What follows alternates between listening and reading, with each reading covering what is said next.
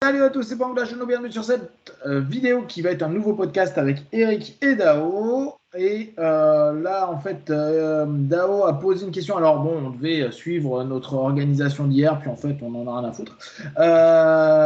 Donc, Dao, c'était quoi là ta question que tu étais en train de poser à Eric et que je trouve qui est intéressant parce que je pense que chacun d'entre nous, au fur et à mesure du corona, on va se poser du corona, peut-être pas, mais du fait qu'on ne puisse pas vraiment sortir avec cette forme de confinement.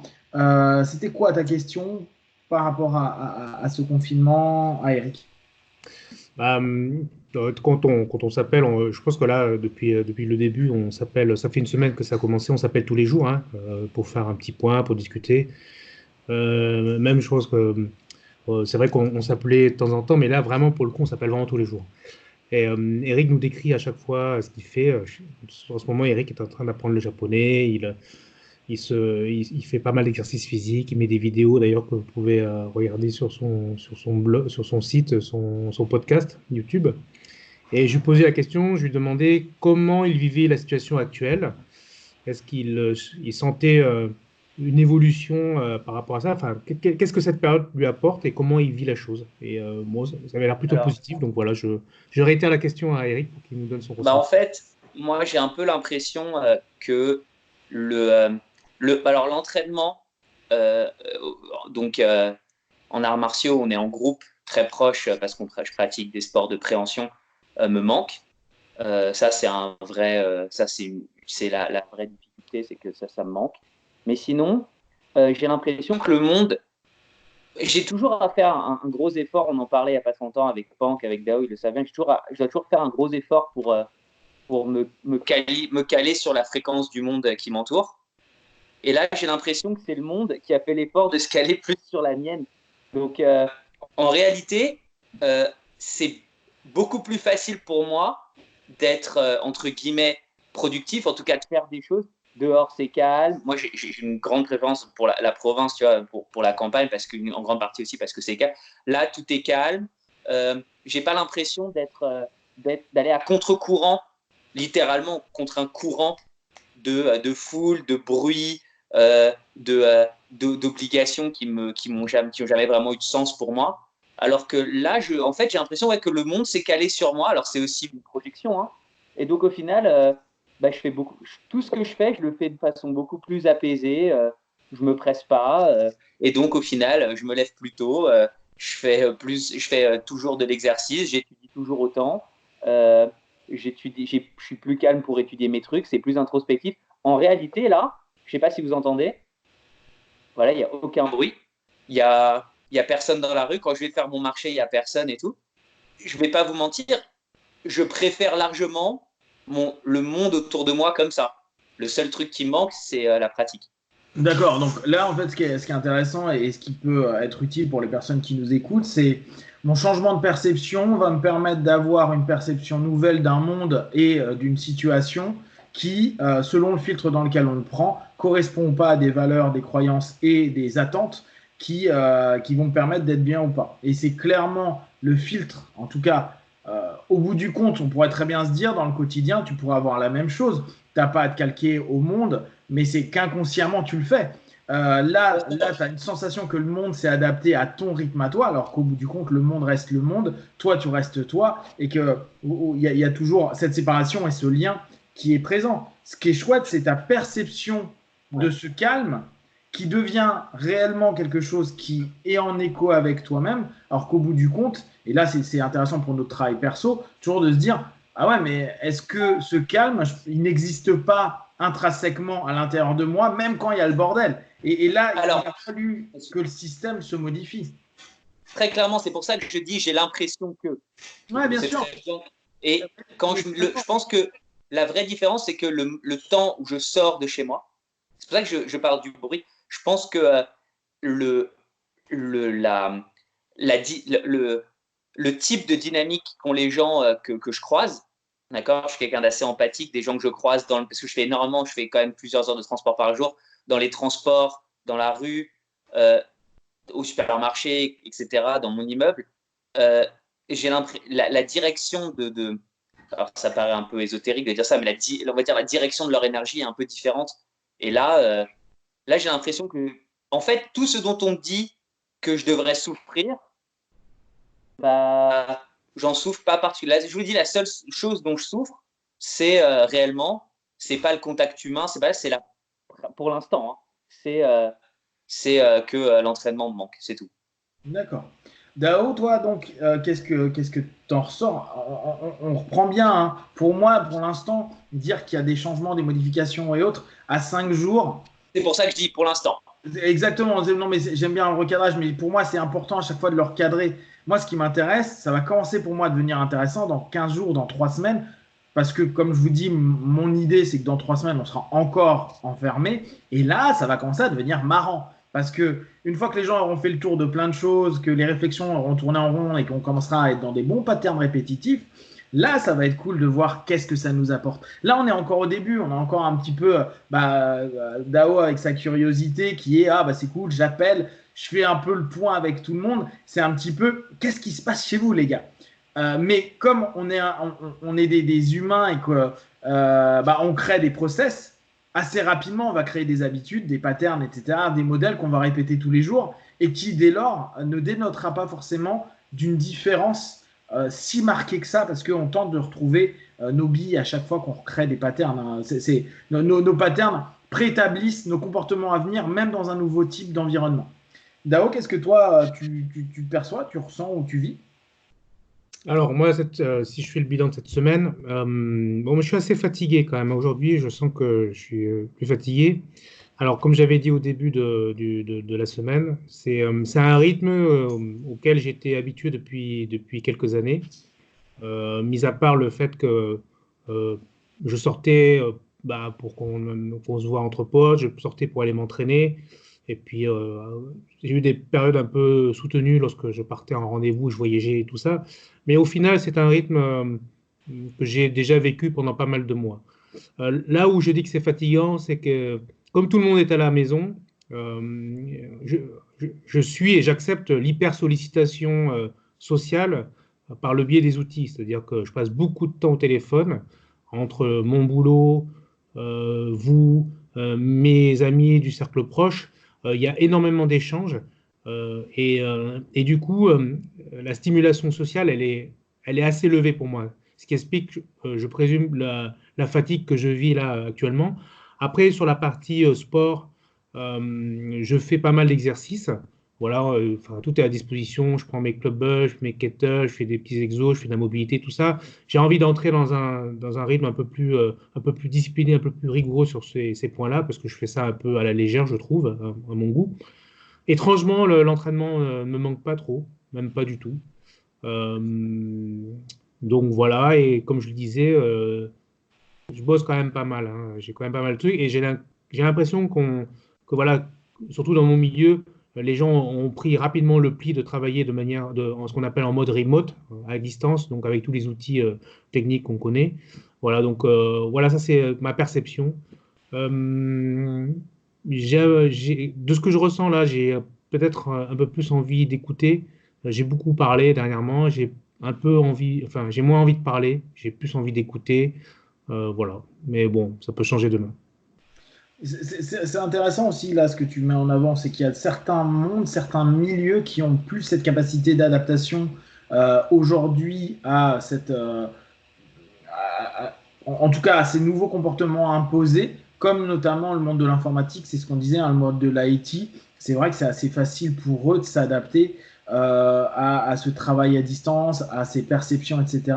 Et ça met en avant, moi je trouve quelque chose d'intéressant, c'est comment tout à chacun dans son individualité et dans sa volonté de connexion, donc comme tu dis, parfois même en sursollicitation, ou comme va dire Eric, avec retrouver un rythme qui lui correspond. Je trouve que ce qu'on a pu pendant un certain temps critiquer, euh, mettre à mal avec les réseaux sociaux, on est en train de se rendre compte que ces produits nouvelle génération, ce digital, redevient quelque chose de très cohérent actuellement, de très adaptatif et qui nous amène vers quelque chose où on va plus pouvoir dire à chaque fois ouais mais Facebook et Instagram c'est que de la merde. Regardez le nombre de personnes qui se sont adaptées et qui partagent communiquent beaucoup avec du WhatsApp ou autre, partagent des choses avec de l'Instagram ou du Facebook.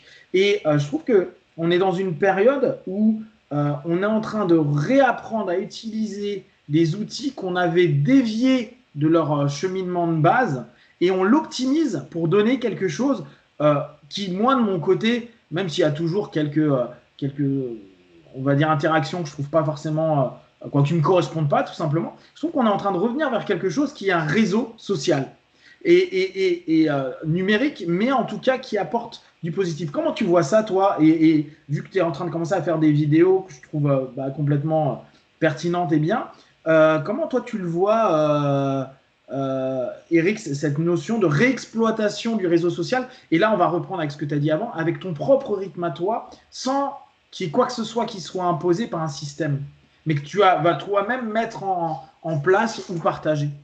Alors, dans mon cas, je ne suis pas extrêmement addict aux réseaux sociaux euh, non informatifs, c'est-à-dire que de façon non informative, c'est-à-dire que si on regarde mon Instagram, par exemple, qui est le réseau social sur lequel je passe le plus de temps, c'est quasiment qu'un réseau social qui est constitué que de personnes ou que je connais, ou surtout d'experts dans mon sport, donc, ou dans des choses qui m'intéressent. Donc au final, le réseau social, j'utilise presque comme un feed d'information. Il y a un. Donc, attends, mais par rapport à l'information que tu as là. Ce que je trouve intéressant là-dedans, dans l'utilisation du réseau social, c'est que au niveau même des réseaux de communication, on va dire, j'ai élargi un petit peu, c'est j'ai l'impression qu'on les utilise de plus en plus là, dans cette crise, de la façon dont on dit qu'il faudrait les utiliser. C'est-à-dire pour communiquer, pour se transmettre des informations importantes ou qu'on juge valides pour tous, etc. Donc ça, c'est intéressant. Une question que je me pose, c'est Dao qui me dit ça quand il dit que l'entraînement ne manque pas. Est-ce qu'on va pas, la problématique va pas être de pouvoir trouver une façon de compenser ce qui nous manque dans les activités qu'on ne peut pas faire. C'est-à-dire que, par exemple, je pense qu'une des choses très importantes pour Dao dans l'entraînement, c'est l'interaction sociale. Et le fait qu'il puisse compenser ce manque par le réseau, la communication, l'interconnexion, fait qu'au final, l'entraînement ne lui manque pas énormément. Moi, ce qui est le plus important dans l'entraînement, c'est la pratique elle-même du jiu-jitsu brésilien, mais ça pourrait être de la lutte, mais ça pourrait être d'autres choses. Et donc, ça, j'ai pas vraiment trouvé de mécanisme compensatoire à la pratique elle-même. Je peux faire du sport, mais c'est pas pareil. J'étudie, oui, mais j'ai envie de mettre en pratique juste après, donc ça devient un petit peu dur. C'est pour ça que je trouve que les réseaux peuvent être intéressants pour les gens pour qui la dimension sociale de leurs occupations quotidiennes est extrêmement importante. Dao, toi, qu'est-ce que tu perçois justement avec cette revalorisation, en tout cas peut-être cet assainissement? Moi, je vois ça sur mes réseaux à moi, hein, mais cet assainissement du réseau social où on revient, en tout cas, et je reviens jour 5, à quelque chose où on voit qu'il y a des gens qui cherchent à distraire, à partager, à échanger, à créer de l'info. Comme disait Eric il y a quelques instants, à partager des informations pertinentes au-delà de donne-moi la 8e photo de ton putain d'appareil photo. Comment tu perçois ça et comment tu perçois l'adaptation si on fait un parallèle avec la rapidité avec laquelle l'IT a pu s'adapter à cette problématique pour le travail? Je pense qu'il y a déjà un effet de surcompensation. Alors, le télétravail, c'est quand même un combat sur lequel l'IT s'est penché depuis quand même beaucoup d'années. Donc, il y a aussi la validation de certaines idées qui vont se mettre en place. Et le travail et la connexion à distance fait partie de ces combats-là que l'IT est en train entre guillemets, de gagner en termes de bataille. Et je crois qu'un des grands vainqueurs, c'est effectivement la technologie, puisque c'est ce qui permet comment dire, de répondre aux besoins de surcompensation des gens qui n'étaient pas plus habitués finalement à rester chez eux et à devoir composer avec. Après, sur la question du jiu-jitsu et sur le fait que moi, ça me manque pas parce que je retrouve en fait, ce qui me plaît en jiu-jitsu, c'est la partie interaction sociale et tout. Bon, moi, je nuancerai le propos parce que je pense surtout que mon corps est tellement blessé au final qu'il a vraiment besoin de se reposer. Donc, Aussi, ouais. voilà, je pense que ça m'oblige finalement à m'arrêter et je pense que mon corps me donne une réponse positive vis-à-vis de ça. Après, ça ne veut pas dire que j'ai plus envie de m'entraîner, loin de là. C'est vraiment un sport que j'adore, que je fais depuis plus d'une vingtaine Bien d'années. sûr. Donc, voilà, enfin, ma première idée, là, quand tu me poses la question, c'est de me dire que la technologie est un vainqueur dans le sens où il supporte la transition. Voilà. Après, derrière ça, les conséquences, est-ce que ça va continuer? Ça, je ne sais pas, je suis pas devin. Mais pour l'instant, c'est qu'on constate que on revient à un usage peut-être plus positif de ces outils-là et voilà et tout le côté un peu emmerdant du réseau social où les gens s'épanchaient pour un oui, pour un non, c'est en train peut-être de s'atténuer, même si ça existe toujours. C'est intéressant le terme que tu as utilisé, le terme de surcompensation, parce que globalement, la plupart du temps, réseaux sociaux, et j'y mets dedans les WhatsApp et tous les messageries, c'est ce que font à longueur de temps les personnes. C'est-à-dire qu'aujourd'hui, on retrouve exactement la même chose que ce qu'on critique la plupart du temps. Ah, tu es tout le temps sur ton téléphone. Ah, tu es tout le temps en train d'être sollicité par des pop-up, etc. Sauf que là, le cadre rend ça acceptable. Ce qui est particulièrement intéressant. Donc, au bout du compte, mon questionnement par rapport à ma question première, est-ce que ça a vraiment changé? Parce que ce qui était inacceptable de dire ah ouais mais regardez ces gens-là ils sont ensemble et ils sont tous sur leur putain de téléphone en train de communiquer les uns avec les autres, ils ne communiquent plus vraiment. Bah ouais en fait c'est ce qui était avant comme considéré comme négatif devient, et là on revient au tout début de la conversation avec Eric, c'est la fonctionnalité qui était dissonante par rapport à soi-disant des rapports sociaux actuels où on dit ah la nouvelle génération je sais plus communiquer et fait plus que ça par des chats, quoi, par des messageries, euh, dans un cadre différent, avec une perception différente, avec tout autant de sollicitations, voire plus, maintenant ça en devient positif et potentiellement acceptable. Donc est-ce que cette surcompensation par la technologie, de ce manque de communication en direct ou de ce besoin d'hyper-communication ou, si ce n'est pas de la communication, d'hyper-connexion, elle n'est pas déjà en train d'être absorbée ou en tout cas acceptée par l'IT, par le numérique depuis un paquet de temps, et qu'en fait, on est juste en train de remettre ça dans une case où ça a plus de sens aujourd'hui avec l'isolement, le contact a de l'importance, et que ça ne change pas autant que ça. Qu'est-ce que tu en penses, Eric? Je me demande s'il n'y a pas aussi le fait que quand on prend l'exemple des personnes qui sont à une terrasse de café, qui sont tous sur leur portable, l'idée, je pense que la révolte, elle vient, les gens, donc les personnes qui vont dire, moi y compris, hein, mais vous regardez ces bouffons, ils sont tous sur leur téléphone, elle vient du fait que on a l'impression que elles ne, elles mettent de côté une communication euh, plus qui a plus de sens et potentiellement plus profonde pour une communication plus superficielle. Or, je me demande si les réseaux sociaux ne sont pas utilisés dans cette période pour une communication plus profonde. C'est-à-dire où les gens, quand ils demandent est-ce que ça va, ils demandent vraiment si ça va. C'est pas juste comment ça va pour commencer une conversation. Est-ce que tu vas bien? Comment tu t'en sors? Donc, la profondeur la profondeur liée parfois à la même sémantique, au même mot ou à la même longueur de conversation est bien plus importante. Donc, je pense qu'il y a une sincérité qui est un peu différente. Autrement, j'avais une question qui n'est pas exactement liée, mais j'en profite maintenant pour la poser. Parce que j'entends, dans des personnes avec qui je parle, comme tout le monde sur WhatsApp et compagnie, des personnes qui me disent je ne peux plus voir l'endroit où je vis en peinture. J'en ai marre de chez moi, je veux me barrer, blablabla. Et c'est souvent des gens qui télétravaillent. Et je me demande s'il n'y a pas, ou c'est des gens qui télétravaillent, mais qui n'allaient chez eux que pour, en gros, ils se réveillaient, ils dormaient. Et leur maison,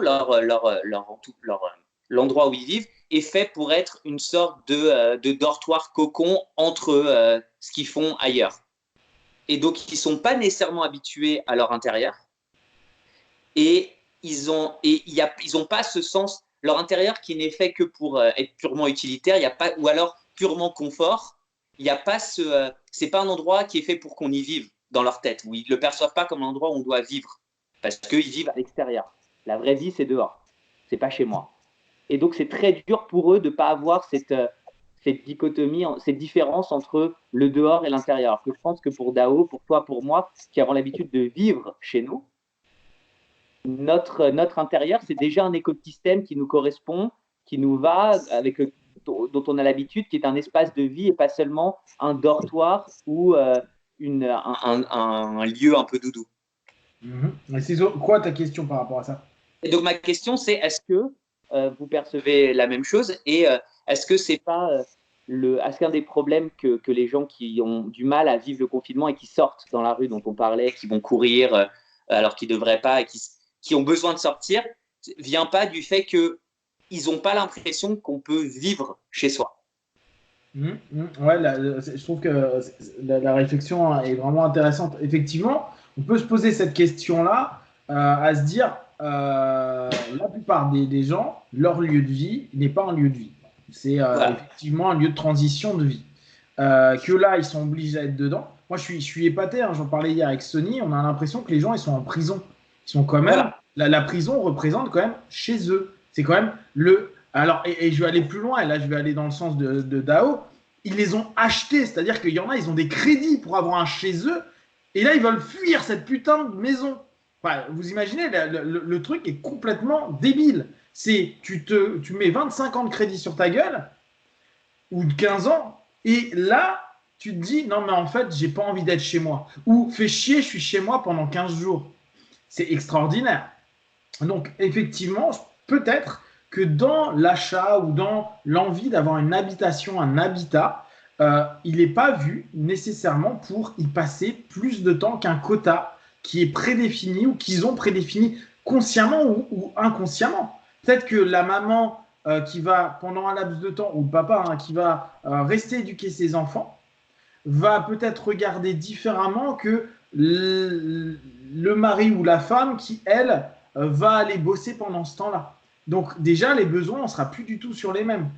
Et effectivement, peut-être beaucoup d'achats, de locations qui ont été faites par des personnes, il se peut qu'ils n'ont jamais dit, tiens, mais on va y passer notre vie. Or, souvent, les gens, quand ils disent, ah, mais plus tard, dans le futur, je vais m'acheter une maison, ou je vais aller au bord de la mer, ou je vais aller à tel endroit pour faire ma retraite, logiquement, là, ils pensent, ah, je vais vivre dedans, je vais être plus forcément très actif. Et dans ce cas-là, je vois ma maison comme un vrai lieu de vie. Et effectivement, je trouve que c'est intéressant comme notion. Et ça pourrait expliquer, en tout cas, on peut se poser la question, le fait de cette envie de sortir absolument, outre le fait que peut-être qu'il y ait des enfants et que ce soit le bordel, mais ça, on le met de côté. Hein. Qu'est-ce que tu en penses, toi, Dao? Effectivement, c'est très intéressant comme réflexion. Alors justement, il y a une question, moi la question que j'aimais de manière sociologique sur ce point-là, c'est si le confinement est amené à durer plusieurs semaines, voire quelques mois, est-ce que, et que de ce fait, une certaine frange de la population active vont de plus en plus utiliser les outils de télétravail puis parallèlement se rendre compte que leur chez eux, c'est une prison, est-ce que cela ne va pas précipiter pour certains une envie de partir vivre dans un endroit qui leur conviendrait le mieux, donc à la campagne, en province, donc pouvoir désengorger un petit peu une partie de toutes les villes et le projet qui s'était mis en tête pour leur retraite, ils vont peut-être l'anticiper parce qu'il va y avoir une vraie remise en question des priorités suite à ce confinement. Voilà, ils vont se rendre compte qu'on peut complètement travailler dans leur domaine de chez eux et puis du coup, ils vont précipiter le fait de s'extirper des grandes villes. Voilà, et parce que finalement, on se rend compte qu'autour de cette histoire de télétravail, les barrières sont plus psychologiques que financières ou que organisationnelles. Et là, pour le coup, les entreprises, elles sont en train d'investir de manière massive sur des outils de télétravail. Je vois la montée des tunnels VPN et tout ça. Voilà, on ne va pas rester là-dessus. Peut-être qu'on va embrayer sur un mouvement qui va être suivi par une remise en question. C'est intéressant parce que moi, dans mon milieu, je sais que j'ai des personnes que je connais qui, justement, ils ont, depuis pas mal d'années, ils sont partis type en Thaïlande ou en Guadeloupe ou à La Réunion et ils bossent, ils font leur session d'accompagnement par Skype. Et je me souviens même, j'avais rencontré, je me souviens plus de son nom, bon bref, un gars intéressant qui voulait monter justement, mais je te parle de ça il y a déjà 5 6 ans, qui voulait monter une structure numérique pour les praticiens, pour qu'ils bossent par du Skype, mais tu sais, un peu plus perfectionné, une espèce de Teams, Microsoft Teams, tu vois, pour les thérapeutes, quoi, les accompagnants, pour qu'ils puissent bosser de n'importe où, et notamment dire, bon, bah voilà, je suis en Thaïlande, et ben, je vais me coucher à 2 heures du matin, je vais prendre mes 3, 4, 5 partenaires du jour, et puis le reste de la journée, j'ai mes pieds dans l'eau et je me lève à 11 heures parce que je me suis couché à 2h30. Mais au bout du compte, j'ai une vie et une qualité de vie plus intéressante. Et il y a de plus en plus de praticiens qui font ça. Et c'est ce que je te disais il y a quelques jours, avec cette espèce de nomadisme et cette possibilité de nomadisme, grâce notamment avec toute cette numérisation et toute cette notion où on n'a plus besoin d'être forcément sur un lieu de vie, un lieu de travail qui est aussi un lieu de vie. Et effectivement, je pense que ça va peut-être faire repenser le travail et réellement repenser le travail. Comme ça, si on y pense dans des purs feedbacks économiques et même sociaux, vous imaginez, s'il y a moins de personnes qui vont au boulot, qui sont plus à la maison, ça veut dire qu'il y a moins de gens dans les transports, ça veut dire qu'il y a moins de voitures, ça veut dire qu'il y a moins de pollution, ça veut dire qu'il y a moins de dépenses sur certains aspects, ça veut dire qu'il y a moins de perte d'énergie, il y a des gens qui se lèvent plus tard, il y a des gens en meilleure forme, il y a des gens donc plus actifs. Quoi, derrière, il y a un bénéfice qui est extraordinaire. Qu'est-ce que tu en penses, Eric Alors, moi, le terme que j'ai trouvé le plus intéressant dans ce qu'a dit Dao, c'est le terme d'embrayage. Parce qu'un embrayage, ce n'est pas quelque chose qui se fait directement. Et ce que j'ai bien aimé, c'est pour ce qui est de l'exode, après, je ne suis pas sûr de ce qui va se passer parce qu'il va aussi y avoir, comme on l'avait vu, il va y avoir un binging de la ville après. Hein. C'est-à-dire, je pense que les gens vont se jeter sur les terrasses de café, sur les musées. Des gens qui ne vont jamais au musée vont aller au musée, vont jeter sur l'alcool, sur les bars. Surcompensation. Des fêtes partout de fin de confinement. Voilà. J'ai déjà des gens qui m'ont invité à 4 fêtes de fin de confinement. Hein. Alors que je suis pas en général. En juillet 2029. Voilà. Par contre, ce qui va être intéressant, et je pense que ce pourquoi on pourrait s'amuser à prendre des paris, et ce serait marrant de faire un petit, je pense un petit truc où qui va peut-être d'ailleurs changer avec le temps, mais ça va être de se dire qu'est-ce qui va rester du confinement. C'est-à-dire par exemple le télétravail, c'est très possible qu'il y ait des gens qui puissent après avoir l'argument de dire regarde mon taux de productivité pendant le télétravail, j'étais plus productif en télétravail, donc tu perds si je viens au boulot. Il va y aussi avoir des patrons ou des chefs d'entreprise qui vont se dire attends, ils étaient tellement plus, lui et telle personne était tellement plus efficace, ou dans mon business c'est tellement plus efficace de faire du télétravail, comment j'y ai pas pensé. Et les gens auront l'argument de dire pendant le coronavirus, blablabla, pendant les nouveaux entretiens d'embauche, ils diront pour ce qui est du télétravail, pendant le coronavirus, j'étais extrêmement efficace, voilà mes chiffres, etc. Et donc de voir ce qui va rester. Et cet embrayage, ça va être, on va arriver vers une société un peu plus hybride à ce niveau-là.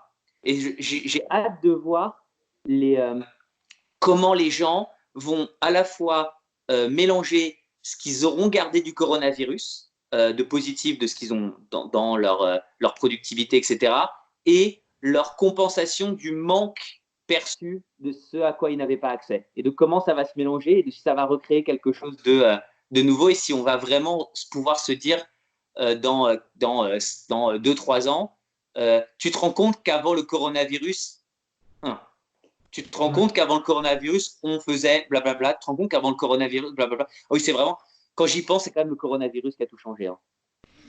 Ouais, alors est-ce qu'il y aura une révolution sociétale? Je pense pas une révolution, mais c'est ces petits trucs qui vont être marrants. De se dire, tu sais, ça, c'est vraiment le coronavirus. Hein. Ouais, mais peut-être pas si petit que ça, quoi. Si on repense la manière de travailler. Parce que là, on est à X jours, mais imaginez si réellement on est confiné 1 mois et demi, 2 mois. Allez, 1 mois et demi, 2 mois. Là, c'est quand même quasiment un trimestre pour une boîte, un quarter.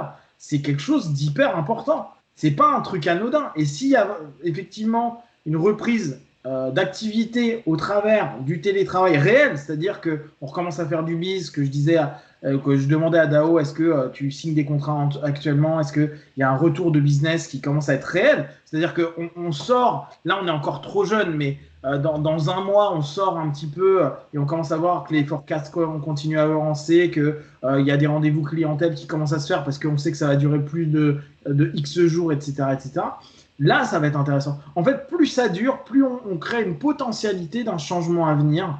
Et Voilà, c'est ça. paradoxalement, ça peut en devenir révolutionnaire.